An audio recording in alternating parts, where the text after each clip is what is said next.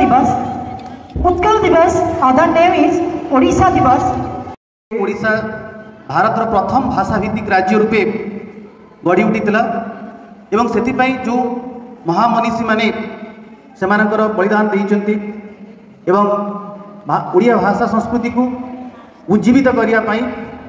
आगधाड़ीर से महान जननायक को आज यही अवसर में मोर भक्तिपूत श्रद्धांजलि ज्ञापन करवा. आज आम अनुष्ठान में पवित्र उत्कल दिवस पालन करुचे. यही अवसर में मुझे जन्मभूमि को प्रथम प्रणिपात जनाऊँ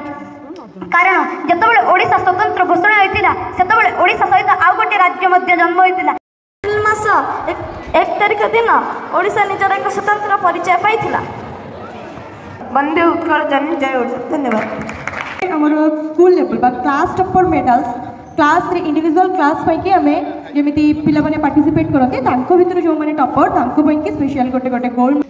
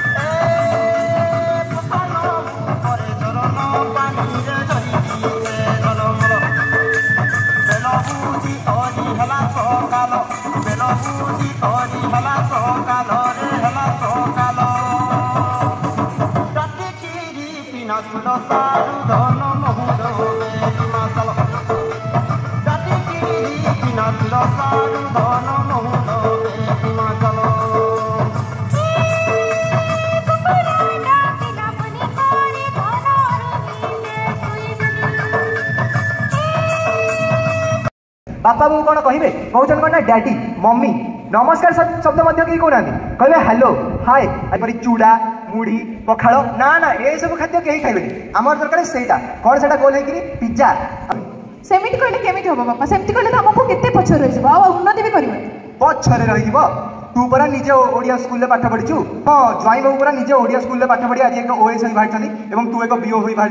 राति पाइले तो उड़ा जहाज चढ़ुच यही भाव केते पछरे रही जाच तुम जो विदेश जाऊच तुमको कहीं सम्मान देना कहीं तुमको ओडिया भी जानू ना जो माटीर पानी पवन खाई अच्छा से माटीर भाषा को निंदा कर धिक्कार तुम समाज को धिक्कार मुझे पूरा तेज पिला इंग्लीश पढ़ाई तू केत इंग्लीश दुर्बल रही गलु असली जिनस हूँ तोर इच्छा ही नहीं ओडिया स्कूल में पढ़ाया टिके तो निज मातृभाषा को टिके तो गुरुत्व दे मातृभूमि मातृभाषा ममता जाहृदे जनमी नहीं जदि ज्ञानी गणरे रहा अज्ञान रही कहीं अज्ञान रही कहीं उच्च होगापी जब कर आशा उच्च कर आगे निज मातृभाषा और यह कले से निज मातृभाषार महत्व को भल भाव बुझीपार. हाँ बापा मुझे बुझीगली और बुझेदेवी मातृभाषार महत्व. हाँ ये कलु ना मो झिया भाया कथा झुली झुली आसो छेरी कला मोहना